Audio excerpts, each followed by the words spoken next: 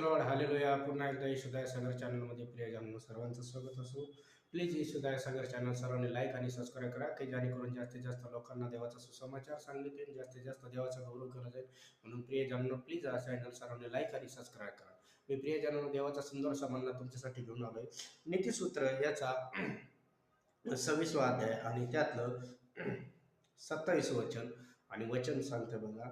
जे खाच खणतात त्यात पडेल व जो धोंडा लोटतो त्यात तो लोटला जाईल.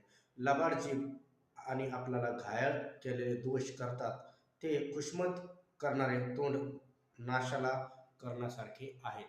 जे तुमच्या विरुद्ध खाच खसतात, आता आपण बरेच जण जगात जगतोय, कोण आपल्या विरुद्ध काय करतो हे आपल्याला नाही माहिती, पण त्या परमेश्वराला जरूर माहिती आहे प्रियजनांनो.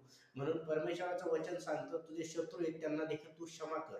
क्षमा कर, पण त्यांना परत ते ताण नको देऊ. जर तू पहिले इथं होते तर नंतर सुरुवातीपासून त्यांना ते स्थान मिळवायसाठी प्रयत्न करून द्या.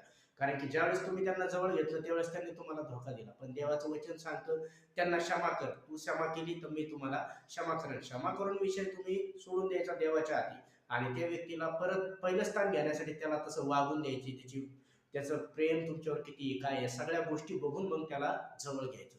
म्हणून जे खास तुमच्यासाठी खासतात, परमेश्वर म्हणतो ज्यावेळेस तुम्ही क्षमा करता त्यावेळेस ते खास मी त्यांच्यावरच आपटीन आणि जे धोंडा तुमच्यासाठी उघडल ते धोंडा देखील मी त्यांच्यावरच आपटीन. कारण की परमेश्वर म्हणतो मी युगानुयुग एकसारखा असणारा परमेश्वर आहे, मी कधीही बदलत नाही. मनुष्य बदलतो पण देवाचा चमत्कार कधी बदलत नाही. जे तोंडाने जीवेला घायल केलेले दोष करतात, म्हणजे तोंडाने चुगली करतात, देव म्हणतो त्यांचे शब्द त्यांच्यावर पडून त्यांचा नाश होणार. म्हणून आपल्या तोंडाने आपण कधी कोणाची चुगली नाही करायची.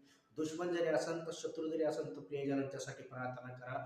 तो आत्मा देवा तेव्हा यासाठी प्रार्थना करा, देवा त्याला क्षमा कर आणि त्याला तुझ्या राज्यात घेऊन ये, एवढी प्रार्थना करा. बस तुम्ही तुमच्या बनकुटरीत प्रार्थना करणार, देव त्याचं उत्तर तुम्हाला उजळत देणार. म्हणून प्रियजनांनो तुम्ही प्रार्थना करा, प्रार्थनेत कधी खचू नका. मी तुमच्यासाठी प्रार्थना करतो. पवित्र देवा ईश्वराच्या जेवढे ऑनलाईन लेकरं बघत आहे प्रत्येकाला स्पर्श कर. येशू तुला बसलेल्या प्रत्येक फटक्याच्या ओळाचा अंग त्यांच्या जीवनात रिसीव्ह करतो मी येशूच्याच नावात. त्यांच्या जीवनात संपूर्ण कॅन्सर निघ येशूच्याच नाव, थायरॉइड निघ येशूच्याच नाव, ब्लड प्रेशर शुगरच्या आत्मी निघ येशूच्याच नाव. ज्या हॉस्पिटल बघतात ते येशूच्या नावात बरे हो.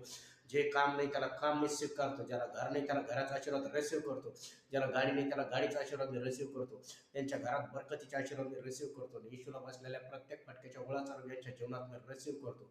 2 व्हीलर 3 व्हीलर गाडीचा आशीर्वाद रिसीव्ह करतो, ज्याला घराचा नाही घराचा आशीर्वाद रिसीव्ह करतो, नोकरी त्याला नोकरी आशीर्वाद करतो, ज्या बहिणीला लेकर आहे त्याला लेकराचा आशीर्वाद स्वीकारतो. येशूच्या नावात तारण मोकळीकता आणि बरकत येते, तारण मोकळीकता बरकत यांच्या जीवनात मी रिसीव्ह करतो. आणि येशूला बसलेल्या प्रत्येक फटक्याच्या ओळाचा यांच्या जीवनात रिसीव्ह करतो. रेबा रबा टच